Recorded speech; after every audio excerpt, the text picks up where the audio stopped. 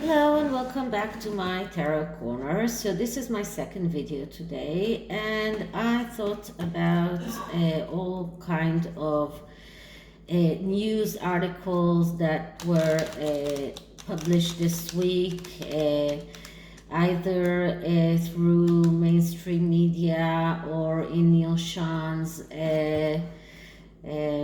channel. First of all, there was this rumor about Meghan reopening the TIG, and there is a very good question whether she is going to do that, and if she is, what is she thinking that she's going to gain by that?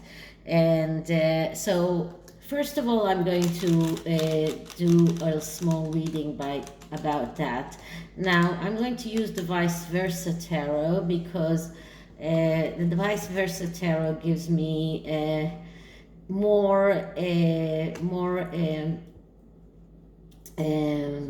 let's say, insight, because I can see both the upright and the reversed sides of the cards, and then I can get some more of the energies, and not only look on the connection between the cards, but also on the cards themselves. Usually I do not read reverse cards, but in this deck I do read the upside down cards as the negative aspects of the cards. And then of course there is also the adding of the relationship between the cards themselves. When I get a bad card, it does badly aspect even the positive cards in the spread. So I'm going to do a very simple cross and see the basis of this situation. Why is she wants to do that? What is the past? What is the present? What can we see in the future possibilities? And what are the reasons for her? What is the aspects? What are the aspects around this? So this is a 5-card spread, and let's start. So I'm starting with first of all clearing the deck. Now this takes some time.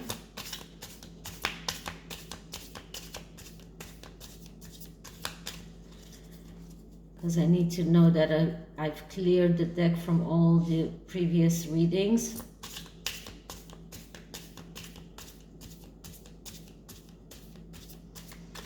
Okay, so let's start with Meghan reopening the TIG. What is she thinking about? What are the reasons? Why is she thinking about reopening the TIG? And a few cards fell, so I'm just going to pick them as they were. And what are the reasons for Meghan reopening the TIG? What is the past, the future, the present situation? Why is she thinking about reopening the TIG? What are the reasons for Meghan to reopen the TIG? Okay, so I'm just going to do that with my eyes closed. I'm always taking the central deck, and the first card that I get is the 7 of Swords. Now this is the 7 of Swords in the upright position. And the 7 of Swords can be seen as an etheric card and as a positive card. This is the reversed side of it, just that you can see that this card is not illuminated as it is in the Rider-Waite. In the Rider-Waite, it is a card all yellow.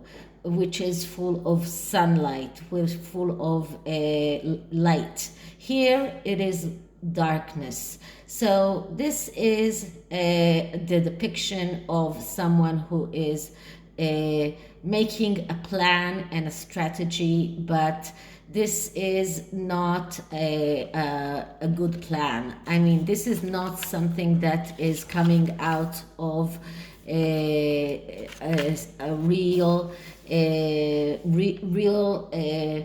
wish to do that a good thing. This is not a plan for something that is good, and this is the basis of the situation. So this is her strategy, or this is her plan of getting some kind of clout, getting something once again, as she did in the past. She really thinks that she can rekindle the love of people who liked her in the past by this strategy of reopening the TIG. And this is really something that is a little bit dumb, if I may say so myself, because I mean, she's not even thinking about all of the comments that she will have to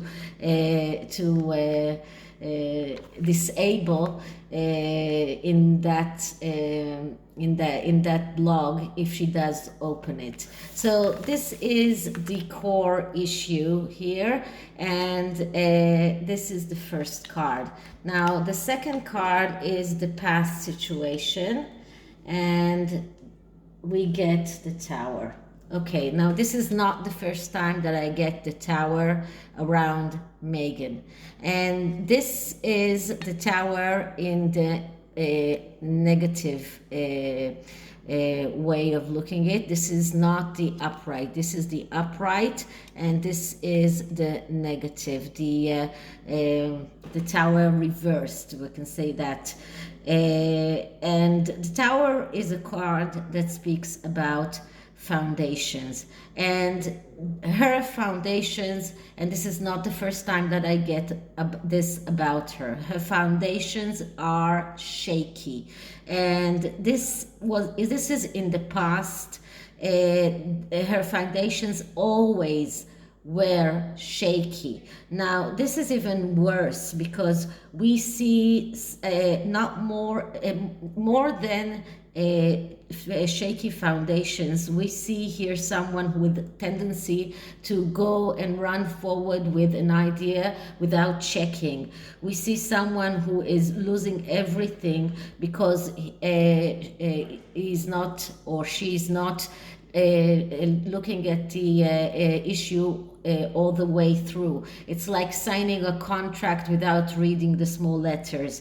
This is someone who is reckless, someone who has tendency for destruction, tendency to do errors, and this is her past. This is what led to this situation, to the place where she actually thinking about rekindling the TIG, because she thinks that that will give her back the sympathy of people that don't like her today. So she's really grasping at straws, and that's the reason.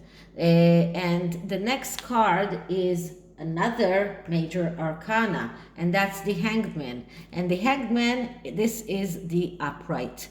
So the Hanged Man is a card of someone who needs to change his point of view. So right now, this is the energy in which she is. She is in this energy of changing her point of view, changing her perspective. Now, because this card is negatively aspected because of the Tower that came before it, we see someone who feels like he is a sacrifice, and this is exactly what the Hanged Man is in its nefarious meanings. Someone who feels like he is self-sacrificing himself.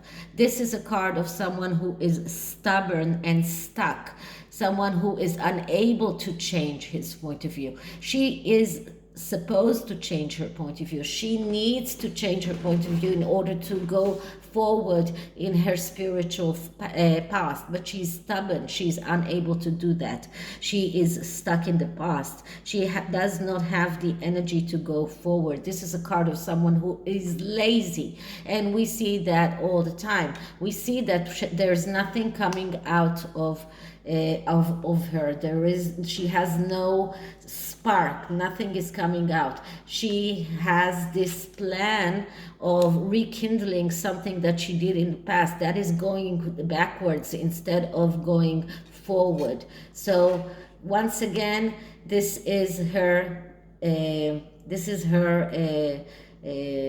present, and in the future we see the High Priestess. This is another major arcana, but it comes in the reverse position. So the High Priestess is a card of secrets, of mystery, someone who needs to keep his secrets. And when it is negatively aspected, we see someone who is confused, completely lack of clarity, fear of the unknown, and this is her future. She will be in a very bad place. She will let fears manage her. This is someone who is has tendency to hide his feelings. He has the fear of letting go. She will not let Harry go because she will be so afraid. This is someone who needs to keep his secrets so much that it makes her completely lose clarity, completely confused, and being unable to cope because she will let fear manage her. So this is how we see the future. And the fifth card is the basis of the situation, and the basis of the situation is the Knight of Pentacles, but in the reverse position. So the Knight of Pentacles is a card of someone. All knights are people that are losing opportunities because they cannot move forward. And the Knight of Pentacles is even more than that, because he is even when he's in the upright position, he is the hesitant knight, the one who finds it very hard to go forward. And when it is negatively aspected, we see someone who gets bored quickly, someone who is very idle. So once again, someone who is lazy, idle, is slow, procrastinating, stubborn. Another card of someone who is stubborn. So altogether, this is what I see around her opening the TIG. This comes from some kind of plan, some kind of thinking that she will get her plan going, but it doesn't look like this will go so smoothly as she thinks she will get it. So this is the first reading, and the next reading is about Ellen DeGeneres. And Ellen DeGeneres, as you remember, there was this interview that Ellen did in her show for Meghan. And in that interview, she actually made fun of Meghan in a way.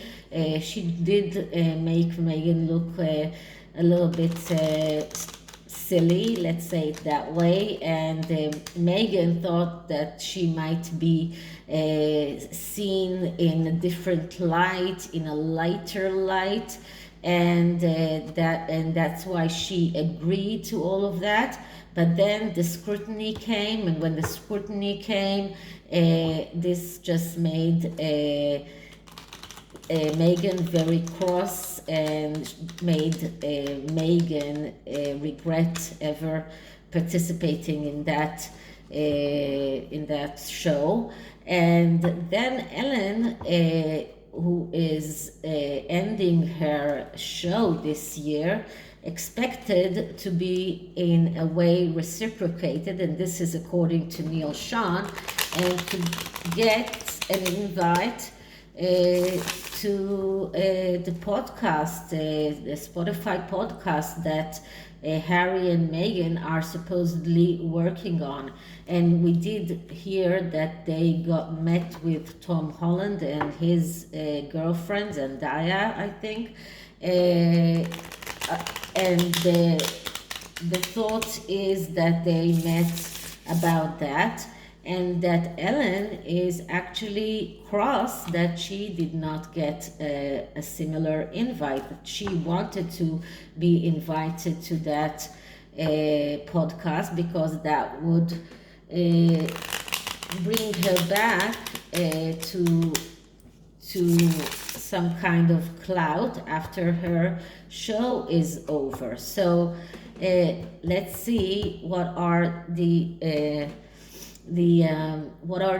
energies around this friendship, if we can call it friendship. And what I'm going to do is to do a 6 card spread around a friendship between Ellen and Meghan. So first I'm going to clear the cards, and I have to clear them very well in order to leave out all of the previous energies.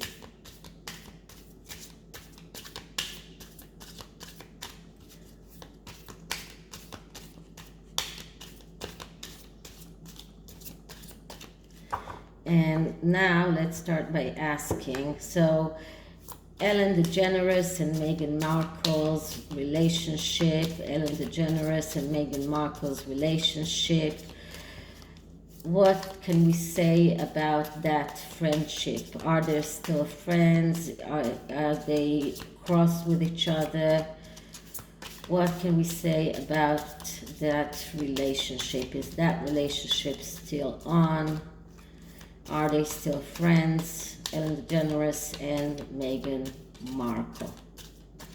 Okay, so the first card is, first I'm going to cut the deck, of course, and because it is cards that I can see, I'm doing it blindfolded. I'm closing my eyes so I won't see what I'm taking. And the first card, which is the Page of Swords, is how Ellen feels about Meghan. So Ellen feels about Meghan. This is the archetype. It is the archetype of the Page of Swords. So the Page of Swords is like the we call it the reporter, and this is someone who has a tendency to lie. This is someone with a slick tongue, someone who is very good with verbal communication, but and someone who can like, it's the positive aspects of the Page of Swords is that it's someone who is autodidactic, someone who has good connection with people, but it is also someone who has tendency to lie, someone who with his slick tongue has verbal communication. So right now we can say that Ellen sees Meghan as a liar. Now, and the second card is, how does Meghan see Ellen? And we get the Five of Swords. So the Five of Swords is a card that is talking about do not sit on the fence. This is a card that speaks about a battle, some kind of a battle, some kind of war energy. But what this card speaks about is do not sit on the fence, which means take action. Now this card is reversed. When this card is reversed, we see someone who is stalling, someone who is passive, someone who is a fence sitter, someone who tends to make compromises. So this is how Meghan sees Ellen. She sees her as passive. She sees her as someone who is waiting for others to do things for him, or someone who is fence sitting, is not very quick to make a point or to say to come to in her defense. For example, she probably expected Ellen to come out in her defense after the scrutiny that came after her interview, and she didn't get that. And this is how she sees Ellen. She sees her as someone who does not take action, someone who does not someone who's too afraid to be hurt, and because of that she's not doing anything. Meghan expected Ellen to do something when all of the scrutiny came out. She didn't, and this is why Meghan doesn't have a good she doesn't have a good idea about Ellen right now. So next card is what is the problem in their relationship, when we get the Four of Cups. And the Four of Cups, this is the upright. Four of Cups speaks about doubts. So their entire relationship problem right now is that it is full of doubts. Meghan is doubting Ellen. She's doubting that Ellen will be beneficial to their podcast, and Ellen is doubting the entire relationship. She's doubting Meghan, she's doubting Harry, she's doubting everything because she did not get that invite. So this is a card of someone who is not satisfied. This is a card of someone who is losing faith in that relationship. This is someone who's full of there is trust issues in that relationship. This is what this card is speaking, and the basis for it is wrong advice.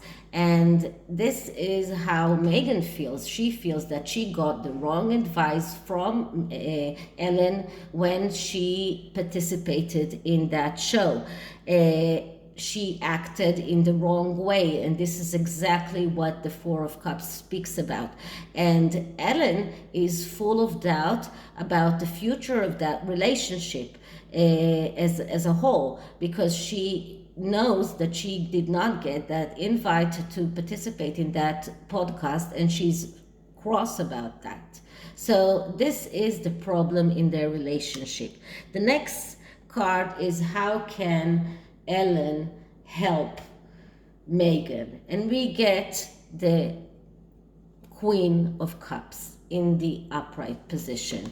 And the Queen of Cups is the card of the adventurer. She is someone who is able to face change in spite of stability. She is someone who is able to destroy in order to build. She's someone who can break conventions. So Ellen brings that to their relationship if Meghan could stomach that. And this is what she was trying to give Meghan. She was trying to show Meghan as the adventurer. This is exactly what Ellen brought in a show. She couldn't help that it turned out sour, but this is what she was trying to show in Meghan. She was trying to give Meghan that image of the adventurer, of the Queen of Cups, not the Queen of Wands as we see her all the time, but as someone who can face changes, someone who can build, someone who has no fear, someone who can break conventions. This is what Ellen was trying to do in order to help Meghan. Now, what did Meghan promise Ellen in return? And we get the Knight of Cups. And the Knight of Cups is the fantasizer. So this is another card of someone who is has the tendency to lose opportunities, like all court cards, by the way. But the knights are more so. And the Knight of Cups is the one who fantasizes. So Meghan gave Ellen the fantasy that she will, in a way, help her advance her career. She thought, or maybe she let Ellen believe that she will give her that opportunity. And this is what Meghan brought to that relationship. She brought the fantasy, but nothing that was substantial, because if there was something substantial, we wouldn't get a knight here. The knights are always some people that are losing opportunities because of their weakness, and the Knight of Cups weakness is the fact that he is someone who fantasizes all the time. So what is the outcome of that relationship? And the outcome of that relationship is actually the Three of Pentacles, but this is the Three of Pentacles in the reverse position. No, this is the Three of Pentacles in the upright position. So the Three of Pentacles in the upright position is actually a card that speaks about recognition and support. So in the outcome, we will see some kind of recognition and reward between them. There will be some kind of recognition between them. Maybe when Meghan realizes that it's not a good thing to make Ellen too cross with her, she will realize that she will have to do something in order to appease her. But it looks like in the end math, there will be some kind of recognition, there will be some kind of cooperation between them. So there will be some kind of reward, maybe not a great one, because this is only a 3, and as I said many times, the 3 is the ending of the first cycle of the tarot, which is not a very big success. It is a success, but not a very big success. Okay, so the 3 are the results of what happened in the Two of Pentacles, and the Two of Pentacles was some kind of fake dilemma. But it was a fake dilemma because in the end math she needed to do something. But the 3 is still a number that is stuck. This is still a number of frustration. So it's not a very big reward. There will be a small reward, there will be some kind of recognition, but maybe not what Ellen expects. Maybe something a little bit, a lot smaller than what she expects. Okay, so this is the tarot about Ellen and Meghan. So interesting to see what kind of recognition and reward we will see here. And the oracle cards are oracle cards that I actually got today, so I don't know them too much.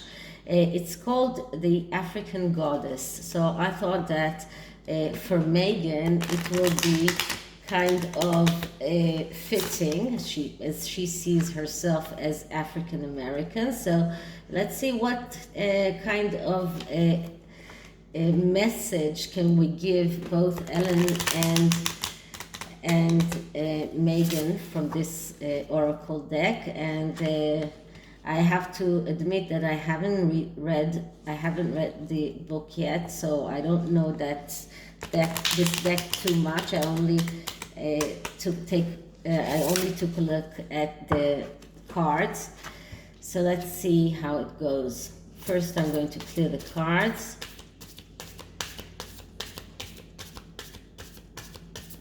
And because this is a new deck, I'm going to use a little bit of Palo Santo. I usually do that off camera, but I wanted once to do that in front of you as well. So you'll know why I have all of those things on my table. So once again, let's clear the cards. Okay, so let's ask for a card for Meghan, a card for Meghan, a card for Meghan, a card for Meghan. Let's see what we can see about her.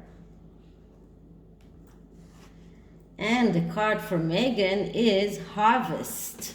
So altogether, this says that she has this feeling that she needs to gain something, to harvest something. She put in a lot of her energy into her relationship with Harry. She feels that she needs to harvest the results of what she put in, all of the energy that she put in. So she feels that she needs to harvest. This is what she wants. Whether she will get it or not, I don't know. But let's see what the Ellen card will tell us. So card for Ellen, card for Ellen, card for Ellen.